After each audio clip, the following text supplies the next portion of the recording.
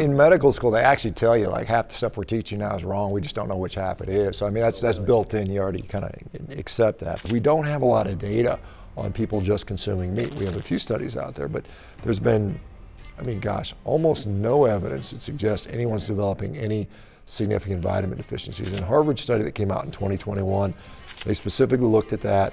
They didn't find any evidence of nutrient deficiencies. You know, I often say that everything you've learned is wrong. And when it comes to the world of, well, almost everything, that's why I say almost everything is wrong. Now, we typically talk about finance, what you've learned about money, but of course, what you've learned about relationships and even your health is wrong. I'm sitting down with Dr. Shawn Baker. He's a multi-sport world record-setting athlete, physician, and author of the Carnivore Diet. You're opening clinics, helping people. Obviously the weight loss industry is massive. There's a lot of money there, so it doesn't seem like it's just about the money.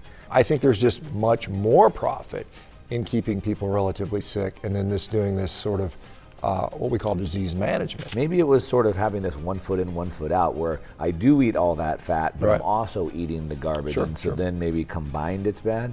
If you get leaner and leaner, your cholesterol goes up. If you're obese, your cholesterol will go down. And so the question is that actually harmful? I'd say the real answer is... Shawn, thanks for joining me. Hey, Mark, appreciate you having me on. Sorry to make you wait. We were waiting for President Trump to Yeah, end. we'll cut him some slack. He held us up a little bit. We'll cut that guy some slack. What are the world record setting? Oh yeah, so I mean, I had world records in powerlifting. So I was a drug-free, pretty decent deadlifter. I lifted 350 kilos, which is 772 pounds. You know, quite a few years ago when I was a little younger, I did the Highland Games, which is kind of an interesting sport. It's the Scottish Games where you put on a kilt and you throw heavy things. You throw the big telephone poles called cabers and various other events. So I won a world championship and set a world record in that. And then I went on to competitive rowing, and set, I think, 6 or 7 American records, and these are age group records and several world records. And in fact, I'll probably break some more of them in the next couple of weeks. So I'm training for that, yeah. Good. Now, as I said, I often say on my videos, everything you've learned is wrong. My sister was an ER doctor, and I remember when she got out of medical school, she came home and, forget all your vitamins, forget all that, just take the antibiotics, and she was just like in this like tunnel. A couple years ago, she was forced to leave California because she didn't want to go along with the program that they had in California. She went to a functional medicine clinic in Houston, and like, wow, learn for the first time you can heal people. And I realized sort of in the world of physicians as well, like probably a lot of what you learned was wrong. And in order for you to learn the other way, you sort of maybe have to go unlearn that and learn some new stuff. I'm curious sort of like how you went from that path, from being an MD, like what was that wake up moment that caused you to go figure that out? Yeah, in medical school, they actually tell you like half the stuff we're teaching now is wrong. We just don't know which half it is. So I mean, that's built in. You already kind of accept that. But then, you kind of go along. And really the moment for me was that showed me that the real problems we have with the healthcare system was the fact that we had a situation, and my background is orthopedic surgery, so I would do knee replacements and hip replacements, fix broken bones and whatnot. And we were, as a community, struggling with the fact that we had so many obese patients, and they were having greater complication rates after surgeries, particularly after knee replacements. And so we kind of, as a collective community, said, hey, we got to get these people to lose weight prior to doing the surgery. And they didn't really give you a framework on how to do that. Some of them got sent to bariatric surgeons for gastric bypass. Some of them, whatever, diet, exercise, eat more, eat less, move more type of stuff. And I, just at that time, it happened to be that I was doing a very low carb diet, a ketogenic diet at the time. And so How long ago was this? This was 2012, something like 2012, 2013. And at that point, I said, well, I'm going to try this on my patients. And not all the patients would do it. In fact, probably maybe 20% would actually do it. But a significant percentage of the ones that would actually go on a diet and legitimately do it would very often report to me that their knee pain was gone, which I thought was really interesting because the reason I was seeing it was for a knee replacement because they were in horrible knee pain. So I started canceling surgeries, and then I thought it was pretty cool that was happening. I brought this to the sort of the hospital administration. I said, hey guys, I'd like to spend half a day a week kind of doing some lifestyle diet counseling, and I was flat out told basically, no, you can't do that. And that was my wake up call. That wait a minute, this is not about what's best for the patient, it's what's best for the bottom line, which, you know, businesses are what, you know, they do what they need to do to make money. But it made me realize that what I learned about how to treat disease and take care of patients in medical school was maybe not the most effective way, or maybe not the best way. And so I sort of went down this rabbit hole of nutrition, and now, gosh, for the last 8 or 9 years now, I've been sort of seeing this stuff evolve. And I mean, every day I see people that, whether it's joint pain or mental health disorders like depression, bipolar disorder, autoimmune diseases, we're just putting them in remission left and right. And that's what sort of prompted me to found a company called Revero that we're licensed in all 50 states, and we have physicians across the nation that take people in, deal with their nutrition, their lifestyle, get them off meds, and then we have all the support that goes with it that's required, because the healthcare system, you don't have a lot of support if you want to make a lifestyle intervention. If I want to do surgery on somebody, I've got a multi-million-dollar operating room, I've got radiology suites, I've got, you know, labs, I've got physical therapy, I've got, you know, everything I need. Millions and millions of dollars of research. But if I say, hey, let's work on this person's lifestyle, sleep, exercise, nutrition, so on and so forth, you got zero, nothing. So now the obvious thing seems that because there's no money in that. So you mentioned earlier, well, we have a business, we want to do surgery. So the obvious thing seems to be the money. However, you're opening clinics, helping people. Obviously the weight loss industry is massive. There's a lot of money there. So it doesn't seem like it's just about the money. I mean, why do you think there's just not support? Because there's obviously weight loss support, right? Jenny Craig or whatever, right? There's Weight Watchers, there's plenty of that. But there's not for, you know, more traditional or type of healthcare. Yeah, so I mean, there is money in that, and I think there's cost savings, certainly if you're a company and 30% of your expenses are going to pay for your employees' medical benefits. Right. I mean, saving that is actually, you know, a net, you know, profit to you. I think there's just much more profit in keeping people relatively sick, and then doing this sort of what we call disease management. Now, disease management was a term that came into vogue maybe 20 years ago. I remember when I started medicine, I hadn't heard the term disease management. Yeah. Then they started talking disease management. What is disease management? Oh, that means we're just going to keep these people in a state of illness and manage their symptom via medication. And that's really the business model that's gone forward. It's very profitable. I think Goldman Sachs a few years ago was asked the question, is it profitable to cure disease? And resoundingly, they said, no, it's not. It doesn't make sense business-wise. And so, I think that's the problem that we have in general, is we have a sick population, which to anyone that's been outside can see that. I mean, anybody that's been on the earth for longer than 20 or 30 years now sees that we've got just more and more sick, depressed, dependent population. Yeah. Now, in the last probably 2 years, I have two good friends of mine that were both really big, have gone through gastric bypass. Both lost a ton of weight, like an enormous amount of weight.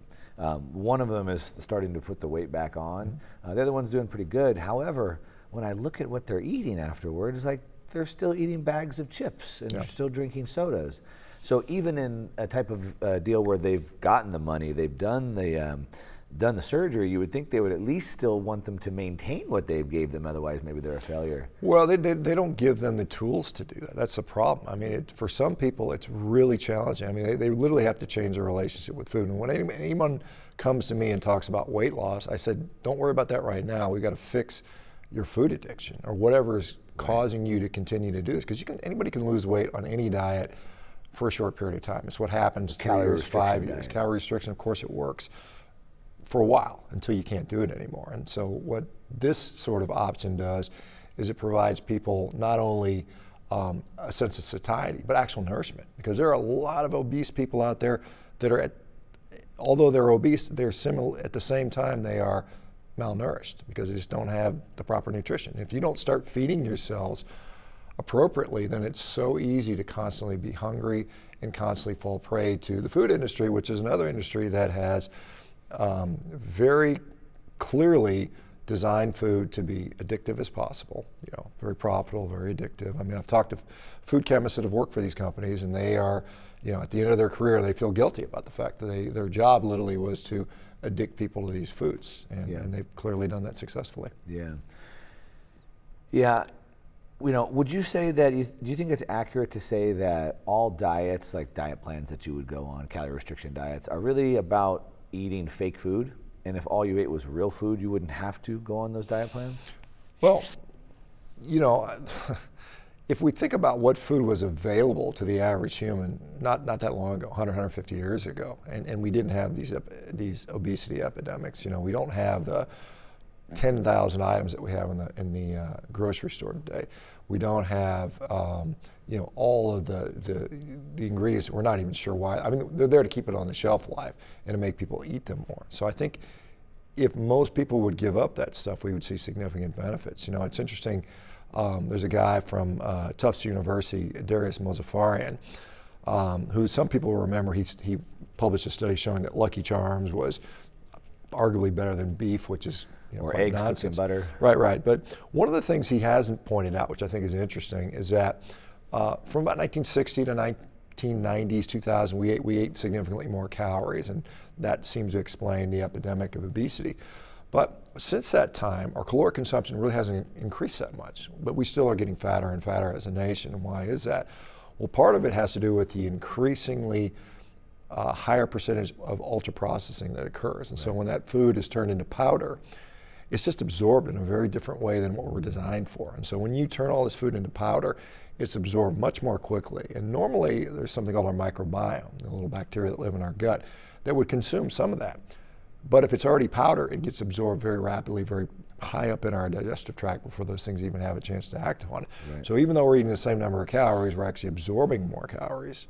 And that goes to the quality of the food. Mm-hmm. So if you're eating steak and eggs, that's a pretty old-fashioned food. I mean, that's been around since human beings have been around, basically. Right. And it's absorbed and digested and metabolized in a way that's consistent to how we're designed, or how we evolved, or however you want to comment and phrase that. Yeah. Yeah, and if you're just eating steak and eggs, then you feel so satiated, then you get full faster, and it's very hard to overeat. We were talking earlier, and I was saying, lately I've just been eating just meat, and I'm having problems getting enough calories in. That is an issue. That's one of the problems I see with this. People often end up under eating, and I mean, that's a good problem to have for some people, but it can be a problem for other people that they don't eat enough, and then they have problems with fatigue and some other issues that occur. So. It does take some getting used to, for sure. Now, I've been into weightlifting, bodybuilding, health, supplements, whatever, for a good majority of my life now at this point. And I thought I had heard of everything and every diet. And it was at a Bitcoin meeting conference, probably 2019. It was a Safety. Safe, yeah. And he told me about the Carnivore Diet. And I was like, what? Like, that makes no sense. And I thought I knew a lot about diet. Like, I'd never heard of that. Don't we need vegetables? That's probably the most common thing I'd hear. Or number two would be, now red meat has been sort of vilified. Right, sure. So I guess let's address those two things. Talking about on the carnivore diet, why has red meat been vilified, and maybe why is it actually not such a bad thing for us? Yeah, so I mean, or can it be in the wrong consumption? Yeah, the vilification of red meat goes back at least 100 years. I mean, if we look at the creation of the American Dietetics Association, which was founded back in 1917 by a gal by the name of Lena Cooper. Now, she was a Seventh-day Adventist, very much aligned with their philosophy that red meat was driving sinfulness, lust, masturbation. Really? All the bad things were associated with that. So she very pointedly was in favor of more of a vegetarian diet. And so that was the very foundation of nutrition science in this country, and thus most of the Western world. And they have gone on, the Seventh-day Adventists, to populate significant percentages of the hierarchy of the nutrition sciences. And so the studies have always kind of started with that bias. And now, what we see clearly is when you consume meat, milk, eggs, dairy, things like that, like you mentioned, you're very satiated. You don't consume those other foods. And so by vilifying those things, now there's a hole. There's a gap in your hunger level. So what do you fill it with? Well, we typically fill it with ultra-processed foods. I mean, that's just clearly what happens. You can say, oh, everybody's going to eat beans and celery. That's not what actually happens. We know, study after study has shown that the more plant-based you go, the more you tend to eat these ultra-processed foods. And the companies that produce this know that. They clearly know that. So if they continue to vilify meat, people eat less of it. What do they replace it with? Well, they replace it with this cheap, ultra-processed, highly profitable foods. And so that's part of it. I mean, the way the science is done, like, you know, every single, and this is most of nutrition. Most of nutrition depends on these nutritional epidemiologic studies where they, you know, they'll look at 100,000 people, they'll send out a food frequency questionnaire, ask them, you know, how much red meat did you eat, how much chicken, how much eggs, how much fruit and vegetables. And first of all, it is horribly, horribly plagued by recall bias. You don't remember. If I asked you what you ate for the last 5 years, how many servings of eggs you ate, you wouldn't be able to accurately do it. So first of all, we have very, very bad information. But then the way they define red meat, I literally just posted about this 2 days ago. Almost every food frequency questionnaire, the way they define beef in particular, beef is defined as steaks, you know, roast, hamburgers, lasagna, pizza, you know, those things are considered to be beef. And wait a minute, it's a pizza.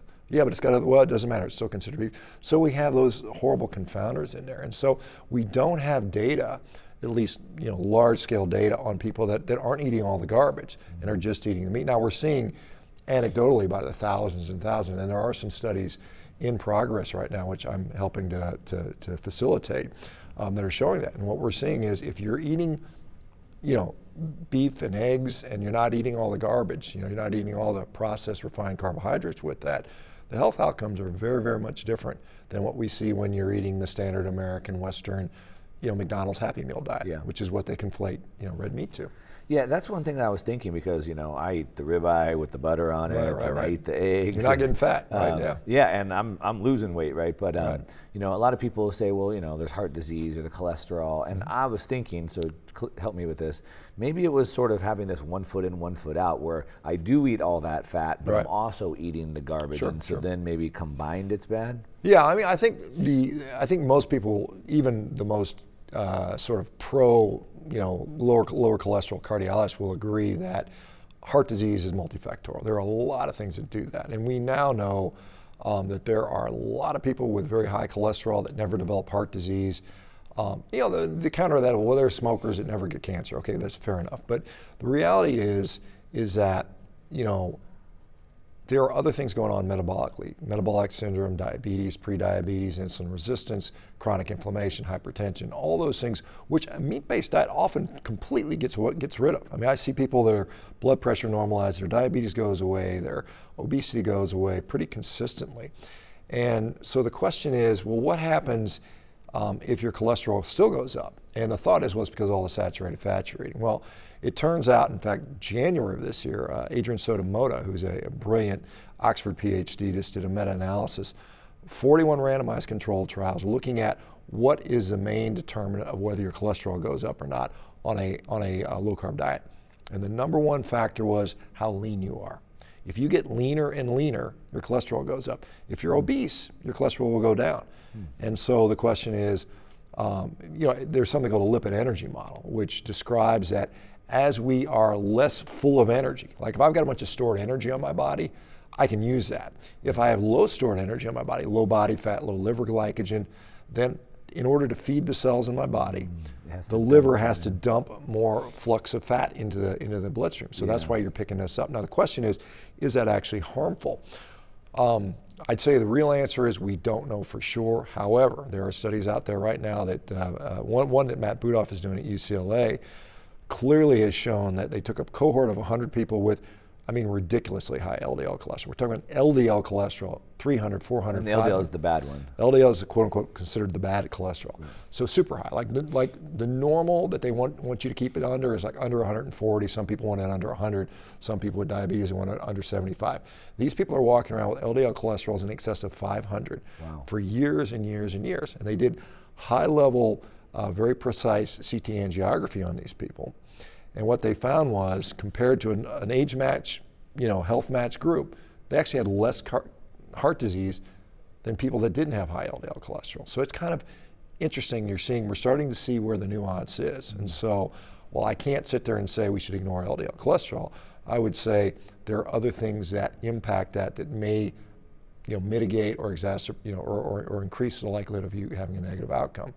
And I think we're gonna get more data. It's coming out here very, very shortly. I think I heard you talk about this on Joe Rogan. I think Yeah. it was, and you were talking about like the cookie test or the Oreo test or something. Right. And it changed the amount of cholesterol that was being dumped into your bloodstream. Correct. Something like that. Yeah. Now, so there's also a health risk of having too low of cholesterol, right? So does that lower your testosterone levels, prevents your skin from converting? Yeah, I mean, cholesterol. I mean, cholesterol is a scaffolding from which all your sex hormones are built on, and vitamin D is built on.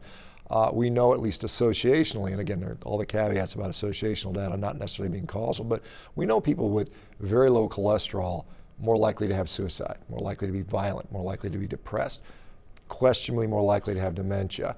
All-cause mortality, if we look at those tables, that's clearly seen. Like we see study after study, if you have very low cholesterol, you're more likely to die. Now, the caveat to that is many people say, well, that's reverse causality. That is to say that it's not that your cholesterol is low that you got cancer. You got cancer, that's why your cholesterol is low. Because remember, cholesterol, well, maybe you don't know this, but cholesterol actually participates in our immune system. It's necessary for immune function. So when it's too low, potentially, and we see people with low cholesterol have worse outcomes when it comes to infectious disease. You get an infection, you get septic in the hospital. If you got low cholesterol going in, you're less likely to survive that. So I mean, there is a risk for that. Now, they will use this sort of thing called A-beta lipoproteinemia, which is a genetic condition where people have low cholesterol and they don't die right away. They don't die early. And they'll say, well, that's justification for lowering this stuff as low as possible. I mean, if you can get your cholesterol to zero, you probably won't have heart disease. But I mean, I'll be a little vulgar. Well, yeah, I'll be a little vulgar here. But I mean, if you want to avoid sexually transmitted disease, you could cut off your genitals, and that would work too. But it's not a very good, strategy in my view. Yeah. Now, what about the people who would say that you need to have fiber in your diet, though? Yeah. I've been told that so many times. I don't have a good answer for that other than, well, it seems to be working pretty good for me. Right. Well, I mean, it kind of is what it is. You don't need fiber. I mean, fiber is a conditionally beneficial, I wouldn't even call it a nutrient. I mean, we see, again, a lot of associational data that shows that people that consume more fiber live longer, they have less heart disease, they have lower rates of cancer in some instances. And I think that data is clear, but I think really what we're seeing with fiber is really just a proxy measure for dietary quality. That is to say, if I'm eating fruits and vegetables, which interestingly, I'll just jump on this aside real quick, fiber tends to prevent you from absorbing nutrition. So there's a great study from 1978 where they looked at people on a high fiber diet versus a very low fiber diet, and they found that people on the high fiber diet lost twice as much protein in their waste products. They lost twice as much carbohydrate, twice as much fat. So that nutrition that you're eating ends up in the toilet, which is like, well, that's kind of a waste of money in many ways. But the fact that if you have a fiber-rich diet, you're probably less likely to be eating ultra-processed refined grains and flours and sugar. It just displaces it out of the way. One of the more recent thoughts around the benefits of fiber are, what does it do to our microbiome? We get these bacteria in our gut that produce short-chain fatty acids. The most probably well-known one is butyric acid. And that seems to have a protective role for the cells that line the gut, the colonocytes. Well, interestingly enough, and there's a great paper that Dr. Tommy Wood and Lucy Mailing, Wood's at the University of Washington, I can't remember who Lucy Mailing is, but they collaborated on a paper and talking about the metabolic flexibility of the gut. And what it clearly shows is you can get that same effect, those same short-chain fatty acids from consuming protein. Protein certainly does that. Also from being in a low-carb state, because you're now producing these ketone bodies. And the ketone bodies do the exact same thing. In fact, the ketone bodies, beta-hydroxybutyrate and butyric acid are almost identical molecules, and it's a very quick reaction where they're reversible. And so they do the same thing as what? The ketones? The ketones do the same thing as the short-chain fatty acids that the fiber produces from fermentation in the gut. And what I see with regard to gut health, whether you have IBS, irritable bowel syndrome, or inflammatory bowel disease, whether it's Crohn's disease or ulcerative colitis, by going carnivore and removing fiber from the diet, literally people have the best gut health of their life. I mean, they feel so much better. They no longer have the pain, the diarrhea, the bloody stools, the bloating. it just normalizes. And in fact, there was a guy here at this conference, his name is Brett Ender. He put his ulcerative colitis that he was on, years of this, $60,000, $70,000 a year of infusion medications, these immunosuppressive drugs. He was able to come off completely. Goes carnivore, he's like, it's never come back.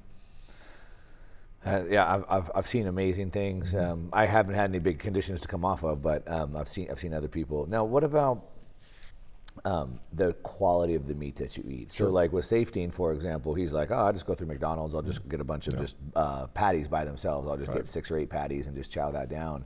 But I think that seems like really bad meat.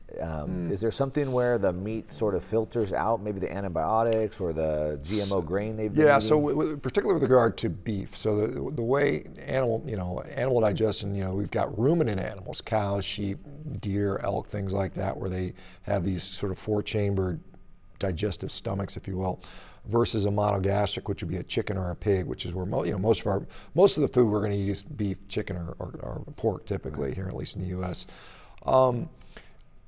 What we know is that, particularly when it comes to beef, and I'm a big, I'm wearing a shirt that says "Eat beef, be happy." I'm a big beef guy.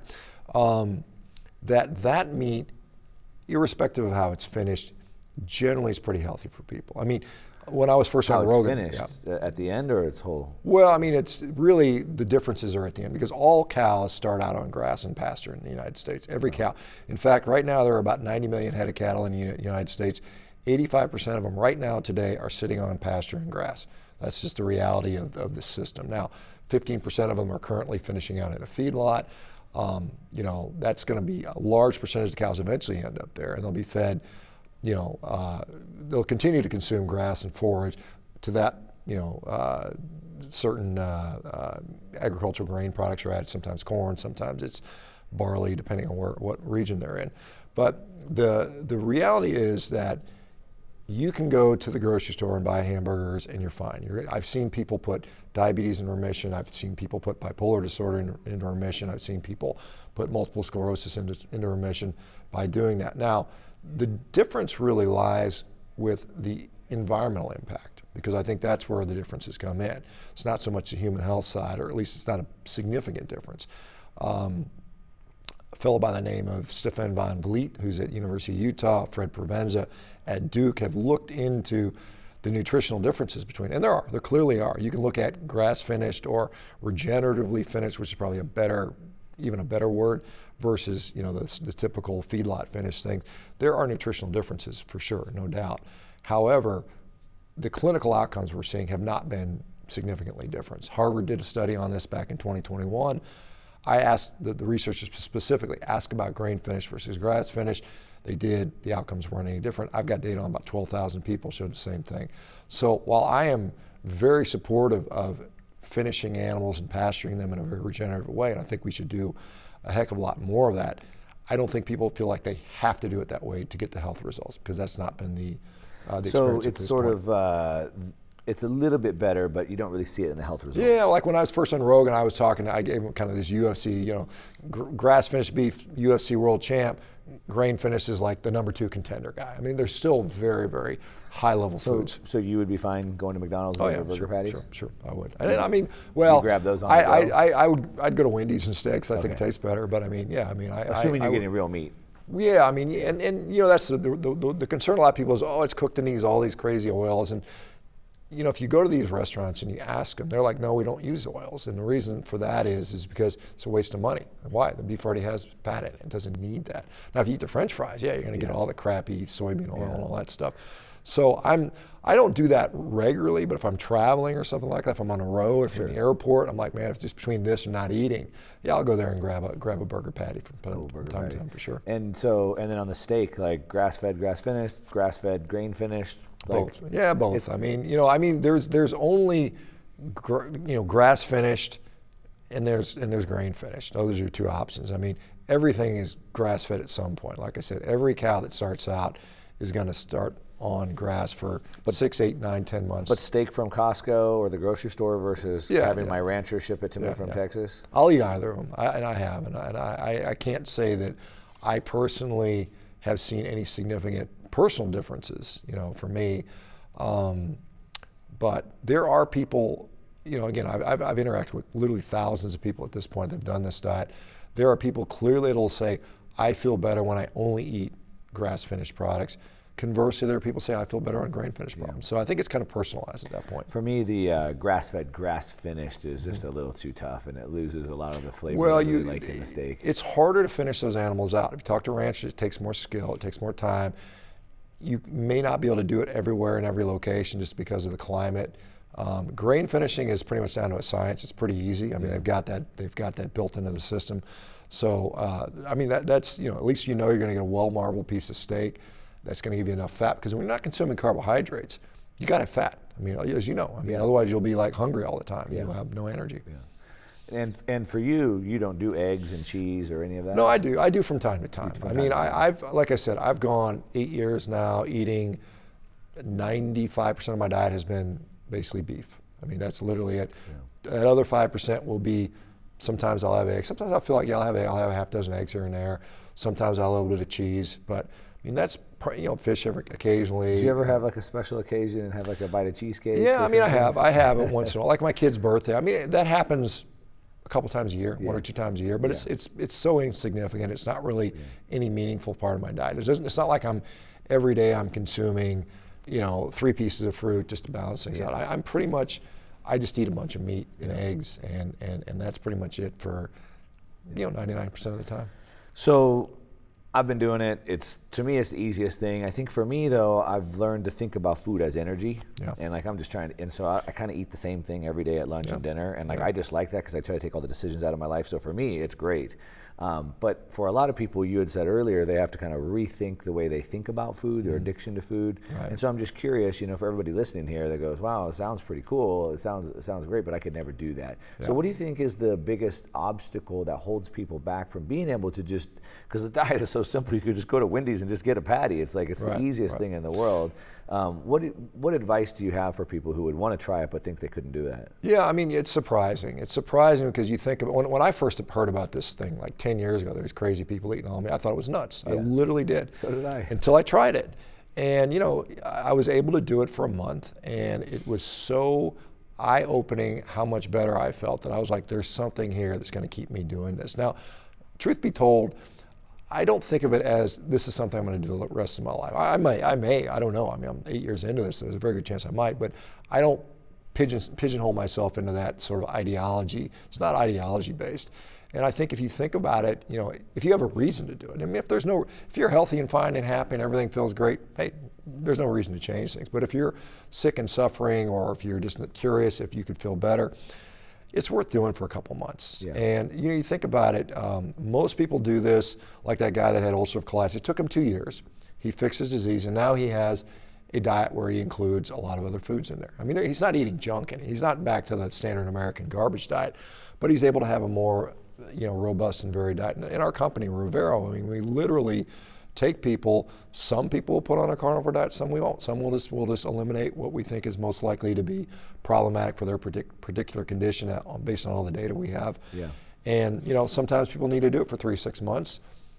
You know, and just think of it as a therapeutic tool, get you where you want to be, weight-wise, health-wise, and then reassess and say, hey, can I add some fruit back in? Can I add some rice in? Can I add some whole unprocessed foods back in? And most people end up doing that. Yeah, for me, it started with, I read Tim Ferriss's book, Tools for Titans. And he talked about how there was like, people would have this like breakthrough and they got this light energy and like this brain fog would be lifted. And I was like, ooh, I want that. So I wanted like that performance gain, and it was from the intermittent fasting. And I was like, ooh, that's tough. I really love breakfast. I don't know if I could do that. But I could do anything for 2 weeks. Let me try for 2 weeks. And I haven't stopped. It's been a decade, you know. And so maybe people could just try to like that bite-sized chunk. And then it was like, okay, but then I eat lunch and then I go downhill. So what's going on with my lunch? And then it was like I kind of picked away at it, you know. Yeah, I mean, the way I started carnivore, I literally did one meal. I was like, I woke up one morning, I said, I'm going to have steak and eggs for breakfast, and I'm not going to have a piece of toast. I'm not going to have some oranges. I'm not going to have a cup of yogurt. I'm not going to have a piece of fruit. And I got through the meal. I was like, you know, hey, that wasn't that bad. And then the next day I did 2 meals, and I just kind of added on until I got to a month, and then, you know, I haven't looked back since then. Now, what about, you know, a lot of people on the carnivore diet, and back to the vegetables, so people would say that you need to have vegetables, like you need the vitamins, you need the minerals, things like that. I think carnivores would say, well, you can get more from that from from cow parts, but more like livers and organs and things like that. Yeah, Is that an important piece of it? Well, I mean, if you want to look at the USRDA, the recommended daily allowances of how much vitamin C and vitamin E and selenium and magnesium you're supposed to get, you would look at the diet, particularly my diet, steak and eggs. You'd say, hey, there's some nutritional deficiencies there. And the reality is we don't see that clinically appearing, but the other reality is that, like for instance, people say, oh, these vegetables and fruits have all these quote unquote phytonutrients in there that are so important, these tannins and polyphenols and stuff like that. Well, interestingly, again, Stefan Van Vliet has done another study looking at phytonutrients that are found in beef. And actually beef has a tremendous amount of phytonutrients, which we never really discussed before because we thought, well, let's get them from the vegetables. Cows have a much more diverse diet than I could ever consume as a human being. They can go out there and eat grass and weeds and leaves and everything that would make me sick. Because they have such a diverse diet, those polyphenols and those other phytonutrients show up in their flesh, in their fat and their meat, and they're very bioavailable to us. So we actually get vegetables from eating the cow that already ate them for us. So the plant-based diet is the cow eats the plants. Yeah, the cow eats the plants. They actually retain a lot of those nutrients, and then we get them, and it's more bioavailable for us. Remember, plants are harder for us to digest. That's one reason why plant-based diets a lot of people will lose weight on, is because they literally cannot absorb the nutrition. So again, like I said earlier, you're just crapping it all out in the toilet. So it's it's a great way to lose weight, but it's kind of not very cost effective. So I guess the question I'm asking is it important to eat the livers and the kidneys and the organs? That's an assumption people make based on what you need to get the USRDA. So like if you said, I'm going to get USRDA of vitamin C, 60 milligrams a day or something like that, you're going to have a hard time getting that from steak. You'd have to eat like 15 pounds of steak, which is, no one's going to do that. I mean, outside some competitive eater. So the question is, what happens if you don't eat all that? Well, the reality is we've not seen anybody with scurvy. Literally, there's no one who's had a legitimate bona fide case of scurvy, and now we've had, if not hundreds of thousands, at least many tens of thousands of people have done this diet. And the interesting thing is that, every cell in my body. I mean, I'll use this analogy. If I'm going to build a brick house, right, and I have an option to use straw and mud, or I have bricks already built for me, I'd rather use the bricks. It's more efficient. If you say the cells in my body require vitamin C, well, by definition, those cells have to contain it. If they need it, they have to contain it. So we know that everything you need to run an animal cell exists within an animal cell. I know it's kind of almost a tautology, And so by consuming an adequate number of animal cells, you give yourself all the building materials you need. We also know that, like I mentioned, even the USRDA now recognizes, like zinc, for instance. Zinc, we have a certain RDA of zinc we're supposed to get every day. If we're eating phytic acid, which comes from grains and beans and some of these other plant-based products, if we eat 1 gram of phytic acid a day, that literally doubles our zinc requirement. If we eat 2 grams, it triples the zinc requirement. And so because we're not putting all those substances, which are so-called anti-nutrients, in there, we just don't need as much stuff to make up for it. Like everybody's magnesium deficient. It's like, why is everybody magnesium? What's the soil's depleted of magnesium? Well, one of the things we know is magnesium is a cofactor for carbohydrate metabolism. And so if you're constantly consuming 60, 70% carbs, and also you're having a hard time absorbing magnesium because you have these lectins and phytic acid in there, not only you're having a hard time absorbing magnesium, you have a higher requirement for it. And so it's kind of a double whammy. And so again, ultimately it is what it is. We don't have a lot of data on people just consuming meat. We have a few studies out there, but there's been, almost no evidence that suggests anyone's developing any significant vitamin deficiencies. In a Harvard study that came out in 2021, they specifically looked at that. They didn't find any evidence of nutrient deficiencies. So I don't have to eat the liver if I don't want to? You don't. I don't eat it. I don't eat liver. I don't take organ meat pills. I think it's kind of a waste of money in my view, but anyway. All right. Last question. We go to the Cattleman's Feast. We got 3 tomahawks to eat. Who's going to get through it first? Oh gosh, we got 3 we have to eat. I don't know. That's the challenge. That's the challenge. 3 tomahawks. Depends how big they are. I could maybe do 2. I don't think I can. I can do. Well, if they're. They said it's 9 pounds. 9 pounds I'm total. guessing with the bones. The 3 pounds, so you probably got about 1.5 pounds of bone in there. 7.5 pounds, well, that's a lot.